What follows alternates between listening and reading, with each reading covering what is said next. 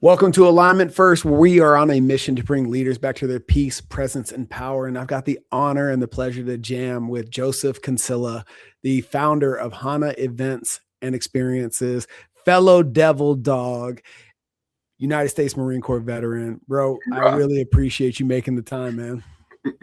Of course. I've been looking forward to doing this with you. Dude, this has been a long time coming, man. We've been in our respective overlapping circles for a little over a year now. And right before we started this conversation, it dawned on me that it's such low hanging fruit that we have the Marine Corps connection, and it's like the last thing we connected on. Yes. But the thing that probably solidified it the most. Yeah, 100%. You know, it people always wonder, you know, why, you know, you get two Marines in a room and there's like this vibe. And if you're on the outside looking in on that relationship, you know, it's like, you guys don't even know each other. You didn't serve at the same time. You weren't in the same unit. Like there's all these like real obvious dots that don't connect. And yet our relationship is almost immediately validated and verified. And what I tell people is like, there's things that I know, even if I don't know, there's things that I know that you've been through that I don't need to discern or figure out through a collaborative lived experience. I know how you show up under pressure. I know that integrity is high on your value tree, and it's all by virtue of coming through that same pipeline into the big green machine. And I'm curious, from your side of the equation, what did I leave out, or what would you add to that? Well, I was just about to say the same thing. Like, I know what you went through without standing next to you during your time in the service. It might not be exact, and I couldn't give you like stories of how it went down, but it's probably pretty similar to mine. And I think just the way they beat values into us, they force feed it to us from the very beginning. They break us down. They eject all of the stuff that, like, what was it anyways? Why did we need it? Right. And then they replace it with some real rock solid standards and values. And even at times it can be a double-edged sword, and I have to check myself on that constantly. But oh, for sure. I gave a talk at the Thunderbird School of Global Management not too long ago.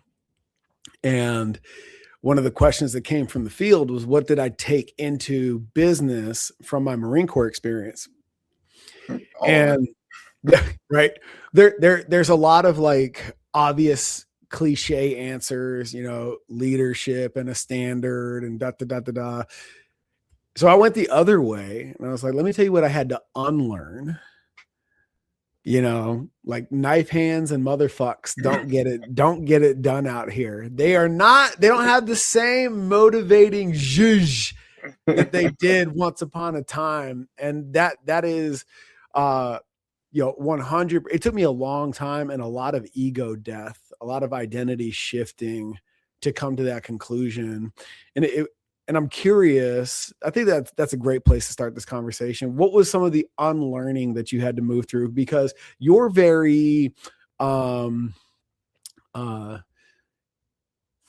not forward facing with your status as a veteran and a Marine the way a lot of us are. I know for me, it was like my calling card in training at the very beginning. Like, you want to work with the Marine, you know, and is it by virtue of the industry that you segued into after service, or, you know, tell me, walk me through it. I think for me, it was an avoidance thing for a while. I came out of the military with a lot of trauma that I couldn't put my finger on any of it. And I didn't start, like, my wake up call didn't start until probably the second or third civilian I made cry. Oh, okay. Yeah. I was very brash. I've always been kind of a blunt, straightforward kind of a person, but the Marine Corps just supercharged that in a very big way. But after the military, like, I would shoot a gun for like a year after I got out. I wouldn't go hiking in the mountains for like a year after I got out. Like, I wouldn't do a lot of these things that I love. Like, I now love it, and I do them very regularly. Mm-hmm. But it was just like this middle finger to the military. Like, no, I was forced to do this stuff for 6 years, and same thing with all this on my face. Mm-hmm. I think I've shaved once since I got out of the military, and I hated it. So, and the dreads now, like, people look at me and they're like, "Whoa, you were in the military?" And so, a lot of that stuff that I had to unpack is really like remembering, like, to give people grace and to understand that people needed to be a little bit softer. Mm-hmm. Uh, I think I struggled with empathy before the military, and after the military, it wasn't part of my vocabulary at all. Sure. And so and I've learned that mostly through the mirrors that my relationships have been, like my personal relationships. Mm-hmm. Empathy goes a long way when you're in a relationship with somebody, and if you don't get that down, you're gonna have a long, hard road. Dude, I think that is such a high level of self-awareness. I tell people all the time, in my coaching practice, in my partnership, in business, my marriage, my kids are too young to understand, but eventually I'll give them that. I'll give it to them. I'll give them this reflection at some point, because it is responsible for a lot of the friction that I've experienced in civilian life, in that empathy is a learned character trait for me. And I don't think that's a Marine thing, but to your point, if it was something you were working on before, it can be almost non-existent by the time you get out. And the observation that I made in my business life going to that brought about maybe I should figure this empathy thing out, is the speed and urgency of decision making.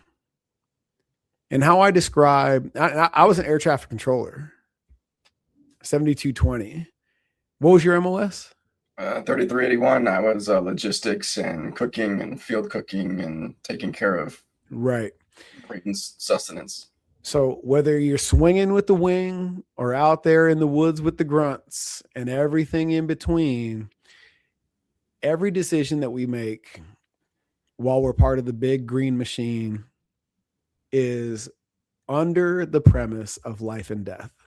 Mm-hmm. If you mess this up, whether, we're talking about everything from scrubbing the fucking floor with a toothbrush, barrack stuff, to no shit, life or death, operational consequences. Everything's under the premise of, if you mess this up, people will die. And to dial that back and create a realistic expectation while maintaining that the highest level of accountability, that was a massive juggling act for me. What did that look like for you? Well, for me, like, I learned that validation is part of empathy, and for me, I don't seek validation from people. I don't comprehend why people need it so much. Mm-hmm. And so I couldn't get it through my head, and I had to learn that you can validate to I guess give credit to the experience that they're having, that's a very real felt experience to them, without agreeing with them. Mm-hmm. And without enabling them further. Yeah, dive deeper in that. So it showed up in my relationships for a long time, and they would clearly say with their words what they needed from me, what they needed more of from me. And I'm like, well, it just sounds like you're approval seeking. It sounds like you're like just wanting me to like pat your butt and tell you like everything's gonna be okay and your experience is real. I'm like, okay, get the fuck over it. Like, and it was really hard for me to like, I don't know, like, acknowledge that it's something that is valuable for them that they need. And even recently, like in the last year, like I feel like for the most part, I've got this down. I probably still slip up here and there. But even in the last year, like I'm checking in with myself. Like, is this validation thing something that I need? If I get triggered, if I'm having an experience, if I'm down, or if I'm struggling with anything, like, is validation something that I need that's going to help that? I don't think so. If you were to give me validation, or my partner, if she were to give me validation on something, it's like, cool, like I'm still in it. What am I going to do about it? How am I going to get myself out of it? What is it going to take for me to reframe or to shift and to get to the other side? What's been your practice of allowing feeling, right? Because this is a shift I've actually experienced alongside you in the time that I've known you. When I met you, and a lot of it, I'm sure, was just the lack of rapport at the very beginning. Very, very neck up, very cerebral in how you engage with the world. And as I've come to know you, you're so much more in tune from the neck down in what I would call your feeling world, tapping into that empathy from a conscious perspective, not out of necessity. Right. So what has been your practice to move from the neck up to the neck down and come back into feeling over the past year? A lot of it has been slowing down.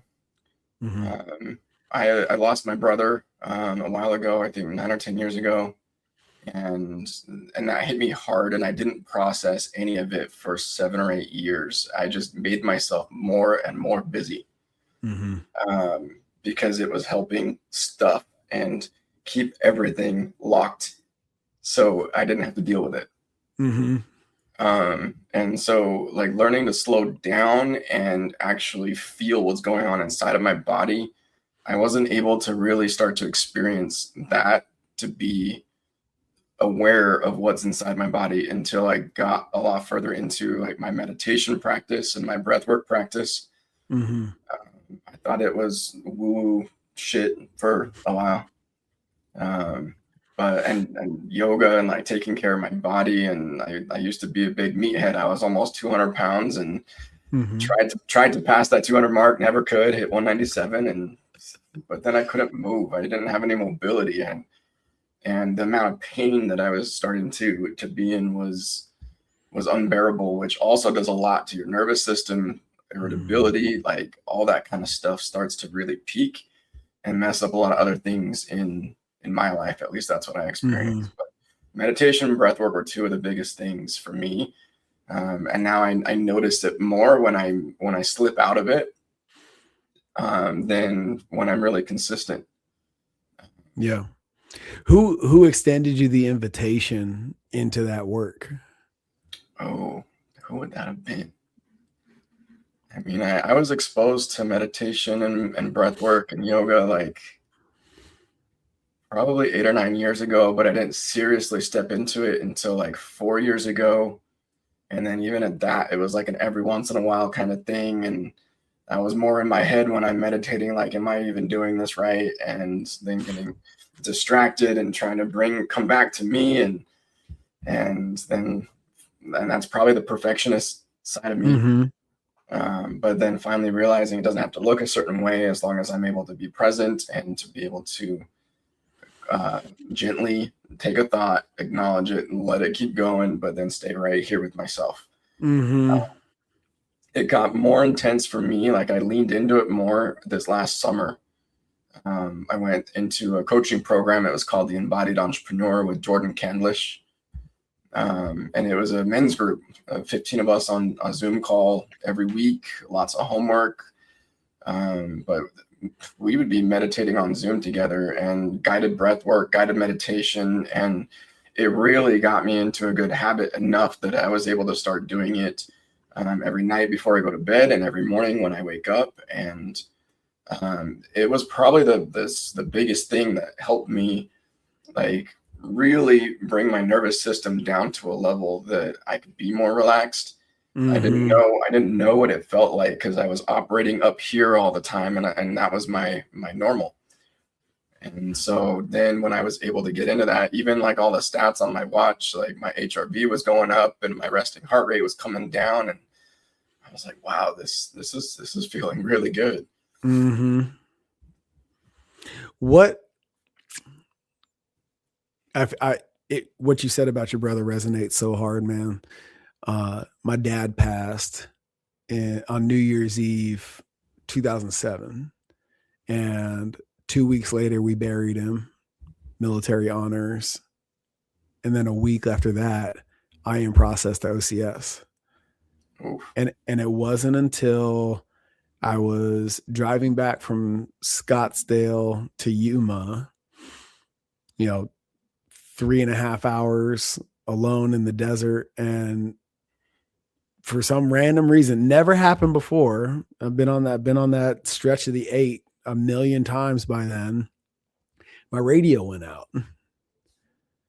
And it was the first time in literally years I was alone with my thoughts in silence for long enough for all of that suppressed and repressed emotion. It was almost like I went through every stage of grief instantaneously. And dude, I'm talking about crocodile tears, boo fucking who, for like 70 miles. And it was so cathartic. And I didn't know, I still, even in that moment, moving through that process, and just I didn't have the tools yet to recognize what was actually happening. All I could come to was like how much I miss my old man. So what was the moment you had in terms of like allowing yourself to grieve the loss of your brother? That was hard because I mean, obviously there was a lot of tears when it happened. Mm-hmm. I was living in California. I got out of the Corps in San Diego, visiting for my sister's wedding reception. That was the night before. I was with my wife at the time. I was sleeping in his bed, and he was out. And it was like 2 or 3 in the morning. We got that knock at the door from the police officer, and I was going from like picking up my mom and just trying to be there for her and Mm-hmm. dealing with my own stuff. But then I had the luxury of going back to California and nobody knew about it. And so I was able to just brush it under the rug, and there might have been one person that knew about it, and then like my wife at the time. And so, but then when it finally came around to actually getting into it, I was in like some personal development work, like I think it was a workshop, and Mm-hmm. I stumbled over it by accident, and it was a similar, like it just started spilling out of me. But Mm-hmm. it was after like another type of cathartic release of like releasing like a lot more intense stuck emotions like Mm-hmm. anger and rage and resentment, and then what followed was that avalanche of waterfall tears and like all that stuff. It was a lot, and at the time like it started happening, and then I didn't fully give myself permission to Mm-hmm. go as deep and as far as I needed to get it out of my system, to get all of it out of my system. Mm-hmm. And so then I was working with a therapist. I bounced around a lot of different therapists, working on certain things that I wanted to work on, like my mom with my dad, like, and then the topic of my brother came up, and then I was able to get into it a little bit further, and Mm-hmm. I, I feel pretty good about it now. Like Yeah.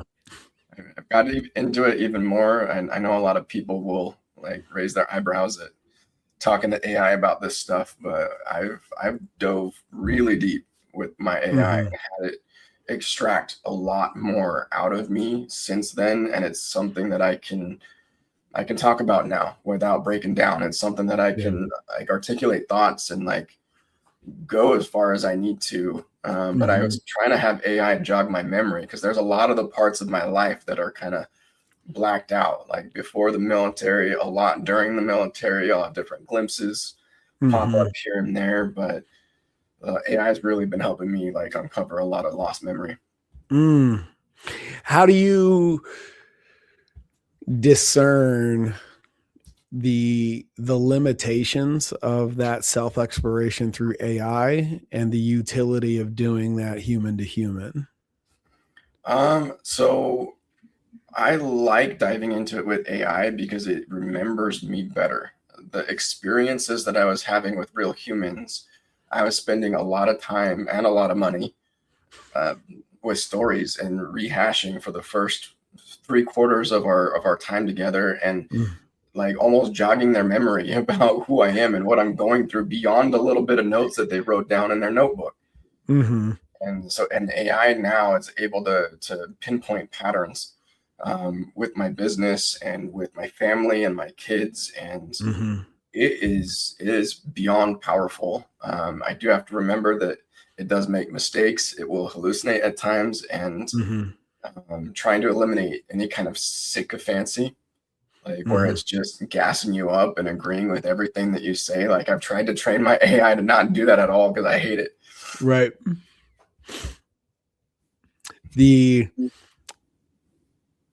It's interesting.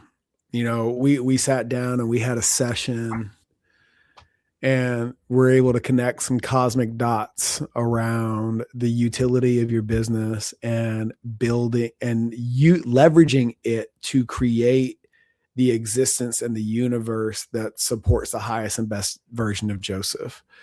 And coming into this conversation, I was sharing with someone the out of body experience that I had that really brought to ground the process of aura, anchor, release, and align. In that, when the monsoons came through, my kids are playing in the rain, having the best time, and I'm on the front porch with my wife, and I'm outside myself, observing my family, and realize that I created a moment of just absolute power in the recognition that if I continue to do business the way that I used to, I'm not here for that moment. And that everything I create moving forward insulates these moments. And the cascade of events that have transpired since then, in terms of who I've become as a coach, the model of my business and who we serve, et cetera, et cetera, et cetera, are like aligned to that vision. And I'm curious, since that conversation that you and I have had, what are the shifts that you've made in your business? Because you've made not a lot, but the ones you've made have been significant. And marry those two concepts together for those who are on the outside looking in that experience for you and Hana. So that was really a big turning point for me. I was playing this bouncing back and forth game from Arizona to Utah in the summer, Arizona in the winter. And it was an entertainment only business. And I was barely making ends meet, keeping all the pieces afloat, working. And I was just sitting in a lot of confusion.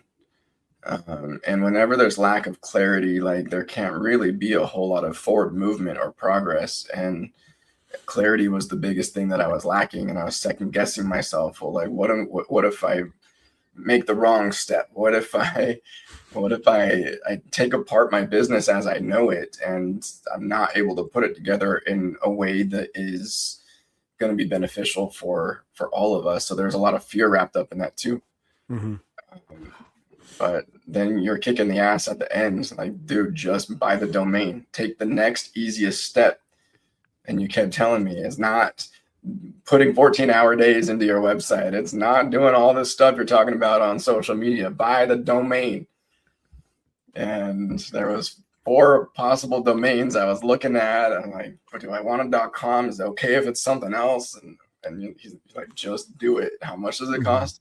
Get on, do it. I think I got it purchased before you walked out the venue, and it was done. And I started building everything around that, and it really got me to be a lot more clear in that path. And then I think the rest of it unfolded when I finally did get around to diving into the website. Like, if this is my calling card, if this is my online 24/7 business card all the time, what do I want to be displaying to the world of like who we are and what we represent? Because before our website, it was just a flashy portfolio. It was a really amazing looking showcase of everything that we've done, but it was kind of unorganized. There was stuff in there that was kind of just pieced together over 8 or 9 years without a whole lot of like intentional thought put into it. And a lot of the verbiage, like stuff that I wrote, the copy on the website is just stuff that I was making up and tweaking over the years. But then I took all the notes from what you and I had talked about, and I started to feed that into my AI. And I trained a project folder to be the Hana's CEO and a business coach at the same time. And I started to feed it into there. And then it was, I fed it some books that I love, and it's like some guidelines, brand guidelines. But then I said, hey, this is our new version of us. Like, ask me as many questions as it's going to take to be able to articulate who we are now, like at the core of who we are, like not just what we do, like what's our why do we exist? And I want these pages to be able to feel very personal, to be able to speak to corporate executives, but to feel very personal and to touch on one of the biggest missing parts of corporate events, which in my opinion is emotional resonance. So once I got, and it took me probably 10 times as long to design my website, because every page I was going through 20 or 30 questions and giving it as much in-depth, thoughtful answers as I possibly could. And then like what came of it, I'm just like, yes. It's amazing, man. But, going back to, the, not grieving your brother, the ping ponging you were doing back and forth, your journey in the Marine Corps and into business, like the busy, right? It can only take you so far before you start to experience the energetic law of diminishing returns, right? Like before, that work ethic, that, break it till it's fixed mentality, Relentless drive, just served you. Like you were moving mountains. And then all of a sudden it's just like, wait a minute, like why doesn't this work anymore? Like my go-to tricks of the trade like keep coming up short. And what's so interesting is, as you tell it, paraphrasing my words, not yours, swinging that pendulum to the other end of the spectrum and just sitting still to get out of this and into this is the game changer. And for those of you just listening, so often it becomes a learned behavior to ignore our intuition, the things that come from our hearts and our gut. And we allow our brain to come over the top and fuck it all up. And what I love about what you've done, since that conversation and in your journey since I've known you, is you've created space to sit still intentionally and let things move through you that create an aligned decision and subsequent action as a result. And I'm curious, in your meditative practice now, what's a more likely occurrence, to clear energy or to create clarity, or a 50-50 combination of both? Like when you sit down and sit still, what are you typically after? I do a lot of visualizing of like my future self. Mm-hmm. But I kept running into this sticking point like mid meditation. And it's like, then I realized I was trying to force it. I was trying to force this visualization. I was trying to, like, no, this is what I want. And, but then I realized that my first half of my meditation time, I needed to be more focused on acceptance of right now, acceptance of like my current state, mental, emotional, physical, financial, relational, like all of it. Mm-hmm. And so that's what I've really been focusing on the most. It does help when I go get lost in the mountains. Mm-hmm. That's where everything gets quiet. That's where my cell phone stops working. And so it's great. Like I really take that. I try to get out there as much as I can. Mm-hmm.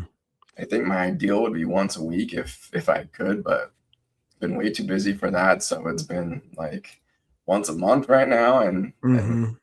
it helps me release some of the steam from the pressure cooker, and then be able to like just reset, like clear everything out, focus on me, be present, and accept what things are like back home, what they're like with my business. And then I'm able to start to feel what it's like to be my future self. Not Mm-hmm. just think about it, like not just being up here about it, but like, what does it feel like for me to be in that situation? What does it feel like to like not have money as a worry, or be stressing about like what people think about me? And Mm-hmm. then I'm able to come out of that and return to real life, and um, take those steps to be vulnerable. It's not easy to be so vulnerable and raw and authentic online, on my website, on my social media, the messages that we're putting out in person. When I pick up a microphone in front of 1,000 people, like it takes a lot, and Mm-hmm. it's like a gut check every single time. Yeah. I don't have a lot of that stage fright like I used to. Mm-hmm. Like I haven't had stage fright performing for a long time, but picking up a microphone and speaking to people is way different than performing something on a stage. Right. So, but just challenging myself all the time. It's like, it's okay to be real. It's okay to be vulnerable, and to Mm-hmm. let the most authentic version of me shine. Yeah. Well, I mean, to your credit, I mean, playing with fire is a very useful distraction. Mhm. You know, But I mean, speaking of which, how did Hana come to be? I'm actually wearing I don't even know that origin story. I'm actually wearing one of our oldest shirts right here. If I turn around, at the very bottom of my shirt, it says we'll dance for luau food. And it was just a joke, and we printed the shirts like that. It was a fun conversation starter. And but yeah, I had a marketing company at the time, and I was doing really well. And I hadn't performed with fire in quite a few years, and that was another thing that was linked back to my brother. Okay. Because him and we drove up and down the valley in Utah when we were teenagers doing fire shows for $50. Like that was our thing that we did together. We learned together when we were younger. I started Polynesian dancing when I was 3 years old, and I started training with fire when I was 12. Oh, wow. And now being 39, that's like what, 28 years of fire in my life. It's a lot. Mm-hmm.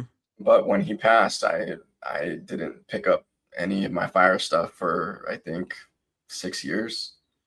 Mm.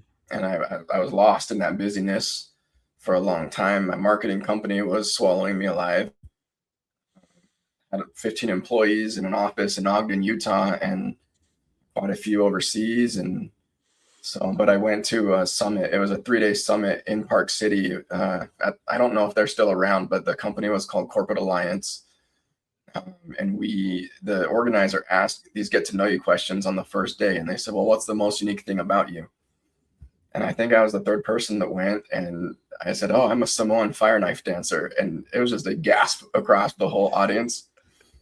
And there was like 75 executives in there, all different types of industries. And the first break, she came up to me and begged me to perform after the dinner banquet on the third day. And so my wife at the time, like she drove an hour back to our house to get my stuff to do some fire for them. And I think I had spun fire one time in 6 years, like 3 or 4 weeks before that happened. I'm like, yeah, sure, of course I'll do that.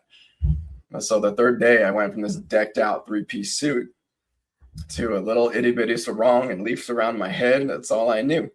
And so we went out to the courtyard and everybody followed. And I remember, I'll never forget that day. It was sprinkling a little bit, and I had a little tiny Bluetooth speaker. I put on some Polynesian music and started throwing some fire. I still have the videos of that night, and it's embarrassing when I look at that. But, so what you're saying is it's not like riding a bike? No. I mean, the movements and the motions, yes, but you could visibly see my hesitation, and I was really slow spinning it. And I'm just like, wow, I've come a very long way. But after that, they all started calling me the Fire CEO. And I'm like, that's catchy. I guess I'll buy that domain. And I ran with that for a while. And it still, I think, was another year after that I didn't start the entertainment company. I had started dancing with another group. And a buddy of mine started to get me to spin fire with him more.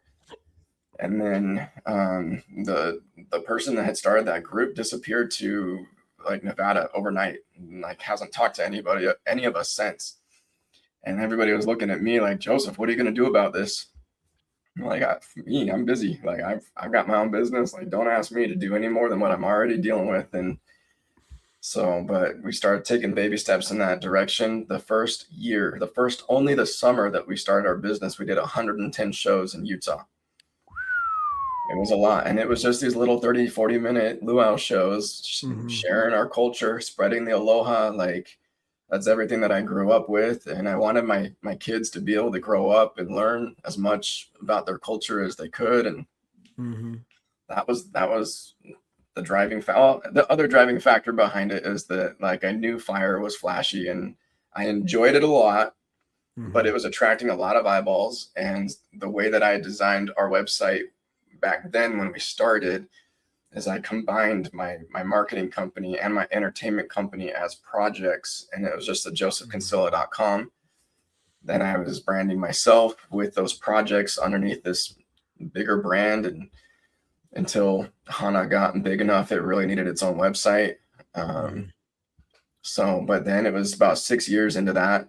That was like, 5 years ago. I realized I knew every circus performer in the Valley in Utah. And I'm like, hey, it's designing a Polynesian show and designing a circus style show. Like, it takes the same amount of effort, different kinds of performers, different costuming, different music. And so I started to step into that slowly. And I realized, like, we were really onto something. And why do a circus show if it could be a fire circus show? Yeah. So that's the origin story. That's how it all started. That's awesome, man. So here's a question for you. And I'm curious if this parlays into your experience in the Marine Corps as well, because I've experienced you, and outside of our friendship, I know others see you as a natural leader. But as you describe the origin story of Hana, and there's like hints of it elsewhere in the telling of your tale, you seem to be a reluctant leader, right? Do you feel like you're just so comfortable in who you are and being in your lane that when somebody outside of that field comes in and asks you to step into theirs, i.e. grow Hana, right? Is it like a surprise to you, or is it like, or do you not see yourself as a leader in that vein? At the time, I didn't. And that's, I think, where the reluctancy was and the hesitation, and what I was doing was working. I mean, I needed to grow it more, but our marketing company, we were we were throwing down $5,000, $6,000 a month retainer packages, and had clients all over the country, and like it was going well. And I knew I was tapped out, and I've known from I think the time I was a teenager, even before the Marine Corps, that I have a habit of taking on too much. And so I was really trying to pace myself and make a smart decision like, hey, if I do this, it's going to eat into my bandwidth. And what about my family? And what about my current business? And I didn't have enough support in my current business to be able to step out of it. Mm-hmm. And then as I did step into the entertainment, it was taking all my nights and weekends, and my day. I was waking up at 5:30 in the morning, hitting the gym, being available for myself by 7:30 or 8 in the morning to my office, waiting for my team to show up at 9, and working all day, trying to be home at 3 o'clock because that's when my kids get home from school, and I'd have like a couple hours with them before, okay, it's time to switch gears into entertainer mode. And so then after a while, I had to relocate my clients to friends that had a similar business because I didn't want to provide less of a service, and I wanted them to continue to be very well taken care of. And so I tried to do right by everybody involved, and then trim that business down and focused everything on the studio. And at the time, it was a dance studio. We did bite off quite a bit more than we could chew. It was nice for our performance team to have a nice studio to train in, but we took on a $6,000 a month overhead with that studio. And students, I think the max that we got with recurring monthly payments from students was about $3,200.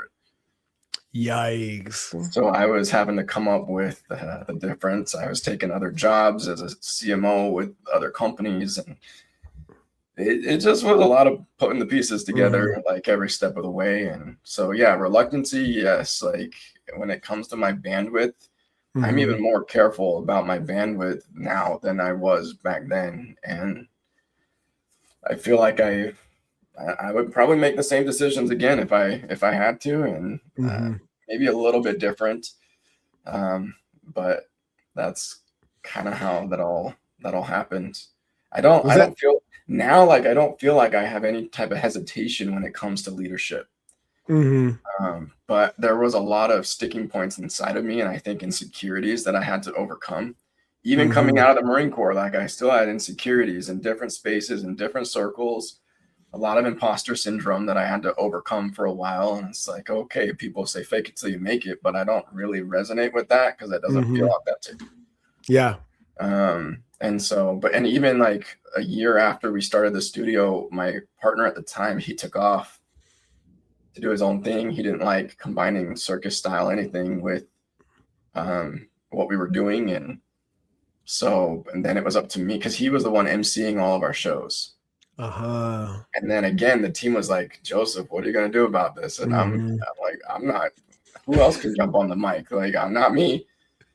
And I spoke on stage like a little bit before that. But it was a different industry. It was a different topic. And so I picked up the microphone and I sucked. Yeah. I sucked bad for like 30 shows, like out of 110 shows the following summer.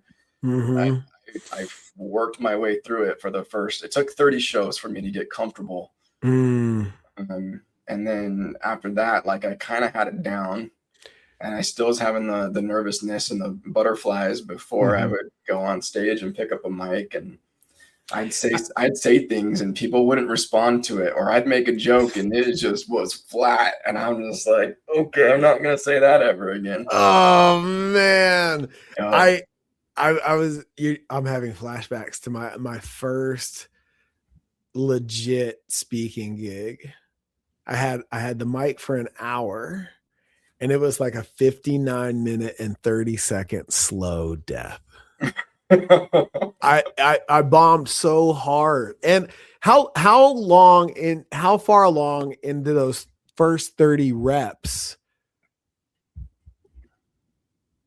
How far along were you before you reconciled for yourself that this is just part of it? Like you detached yourself, because I feel like that's 100% necessary to go through the iterative process. You have to be detached from the outcome. And eventually you, at least for me, I leverage a lesson that a coach gave me in football a long time ago. Like today in this presentation, in this talk, in this pitch, I'm only going to work on getting this one thing better, right? I'm not going to come out in fifth gear and then somehow, some way run out of gas. So I settle into second, or I know exactly how I'm going to wrap this thing together, even though the opening is going to be clunky and the middle is going to be like open and close loops all over the place. But I know I'm going to close like this. Like how long did it take? How far along in those first 30 did you reconcile that concept with yourself? I think probably the halfway point. 15. Oh man. Yeah. Yeah. And I had the focus of like, hey, this is what I want to focus on this time. If I can just improve this part of my delivery, and I need to be able to relax and be comfortable. I need to make sure I'm not eating the mic, but they need to be able to hear me clearly. And like, or I come out and the mic's too hot and I'm just like, I freak my own self out. Like, oh, and for me, it was the buzz and the shuttling around of everything. As we come in, I'd be setting up the speakers and the mic and the show and the coordinating with the client, the performers. And sometimes I wouldn't even have 5 minutes to sit down and take a breath before it's time to go. And like, yeah, I thrive under pressure. I figure it out as I go, but I realized pretty quickly if I can take 5 or 10 minutes and just say, hey, everybody, leave me alone. I need just some me time before we kick this thing off. I would do a lot better. I wouldn't be so scattered. Like half the time I was trying to record every single one of them because I could never remember what I said when I got off the stage. Like full on blanking. And sometimes I'm just rattling in circles. Like I don't even know. And so I had a lot to work on. But now I was like, I can pick up a microphone. Like, we're here. What are we talking about? Let's go. So it's still amazing having moved through that experience. It's intriguing to me when people bump up against that, the ceiling of their capabilities, and where you and I have decided, as awful as that first one was, there was something in it that made doing another one worthwhile. Have you been able to put your finger on what that thing is? Because you could have very easily just said, you know what? I fucked this up so bad. This is obviously for somebody else. I'm not that kind of person though. Right. But like, what was the thing that was like, ooh, there's something that I can get better at? Is it just the pure necessity of the company? Or is there like something inside of you that's like, that likes that? At the time, I think it was the pure necessity of the company. And each show needed it, because I would go to other shows and I would see them like not open up the show. They would just start dancing, and nobody is like controlling the flow of the show. And then there's dead space and audience members are looking around at each other like and then experiencing it like with our company. Like we'd have sometimes where the show, it wasn't possible to even like MC, or it was like crunch mode and we only had this much time, and MCing would have taken it like way past time. And so like being able to learn to work with all the different variables was a little bit of a trick. But I think it's turned into something that is more of a passion. And something that I realized, like, I think it probably took me 5 or 6 years into this journey to realize that as a public figure, as somebody who is a leader in the industry, and as somebody who is picking up the microphone, we have a very big responsibility for what we're going to do with it. Yep. Like I could be in this place of, oh, look at us, like we're doing really cool things, and or I could take the responsibility even deeper and like make more of an impact. Like how can we teach emotional intelligence through these shows that we're producing? And I think that's one of the biggest things, even up till now, up till our rebrand and our shift. One thing that has really like set us apart from others is being able to infuse the experience with a very custom spin. Not just the theme, not just what we're wearing, not just what it sounds like. Yeah, we put a lot of work into that too.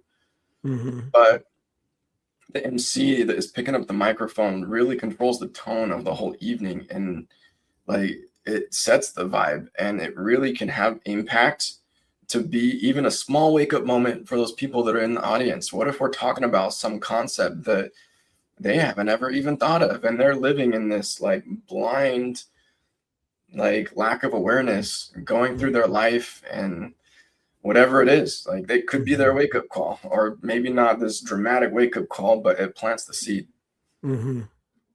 So that's a big deal to me. Like that's something that I think more people should be doing.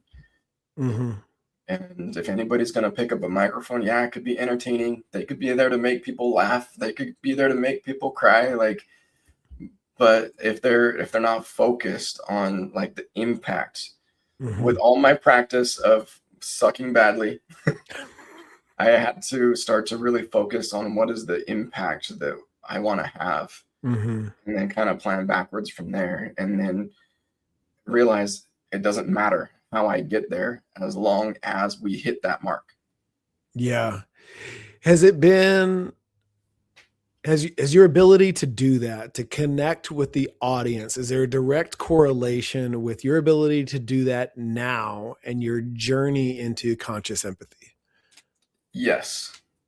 Yeah. The further I've stepped into like my own spiritual path, even though it's not as much as some people, I'm very comfortable at the level that I'm at right now with it. But the more that I work on myself, the more that I realize like, hey, I've learned these things, and some of these things I didn't even start learning until what? I was 35, 36, 37. And what about everybody else? Like they're not growing up learning this kind of stuff. I didn't grow up learning emotional intelligence or self-regulation or co-regulation. I wasn't learning this stuff from my parents. And so if we're all like having that light bulb turn on a little bit late in our life, like we just need more spokespeople. We need more people that are bold enough to talk about the most important things. And that's, I mean, it's giving me chills now thinking about talking about all that. Like that's what really lights me up now. Yeah. There's not enough of it, man. And you know, your willingness to step into your fullest expression is an invitation to others to do the same. One of the most impactful things I've ever said from stage that like it triggered a mass response in unison was, if nobody's given you permission to be great, this is me giving you that permission. And oh, by the way, you don't need anybody's permission for this shit. Nope. You know, and I will never forget that moment. Just I don't think there was a dry eye in the crowd. It was wild, and it was such a confirming moment for me to the point that you just made, that the more I tap into that for me, the more I embody that permission for others. Have you noticed in this shift for Joseph, with through no effort of your own, a shift in the people you interact with?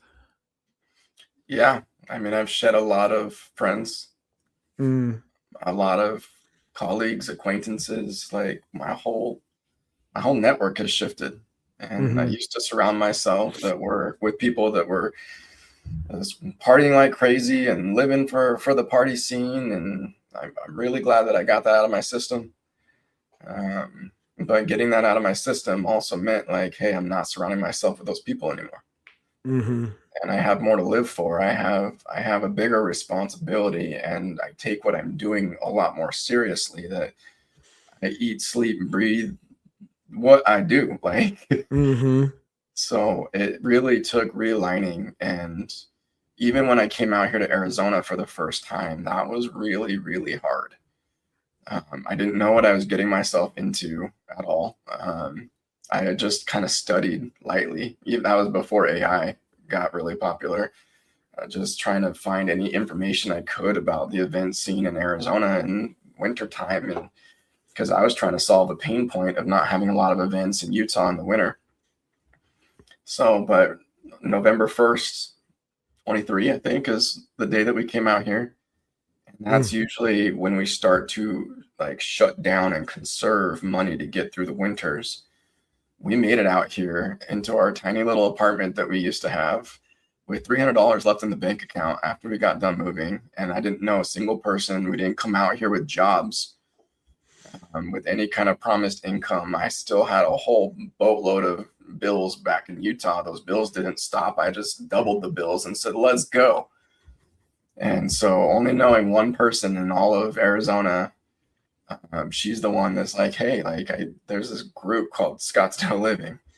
You might want to take a look at that. They meet in person. And then it just kind of went from there. Like I got relentless with the networking, but that restart, the reset of like not knowing anybody out here, not only am I able to like recreate myself, but recreate my circle, recreate what is important to me, reevaluate my my values and my standards. And that's been huge. And now I feel like some of the friends that I have out here in Arizona, like we can do anything for each other at the drop of a hat. And I do have friends like that in Utah, but I feel like the community that we have out here now, like it's just rock solid. And I appreciate every connection that I run into every step of the way. Like no one's ever obligated to introduce anybody or connect anybody to anybody else, but every connection or referral or whatever that's come my way, like I place a lot of value in that, and it's amazing. And now I'm looking more for those types of experience. Like when there's somebody, we've been trying to have a one-to-one for a little while. They're the owner of a catering company out here, and she's like, coffee? I'm like, yeah, for real, coffee? Like, let's go to the Salt River and walk up and down the river and chat and have our one-to-one.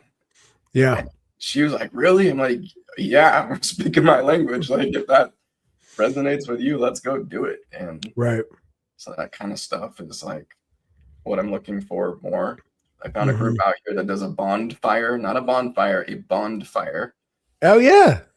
Yeah. I went out there in Tempe, and it was amazing. Like they had they had like 8 different bonfires that they were tending, and speaker and mic, and like they were doing open mic, and like people were just more real with each other, and they were connecting in a whole completely different way. And to me, like that is more valuable to me than going to the networking events where people are farming for business cards and force feeding you what they do and hey, buy from me.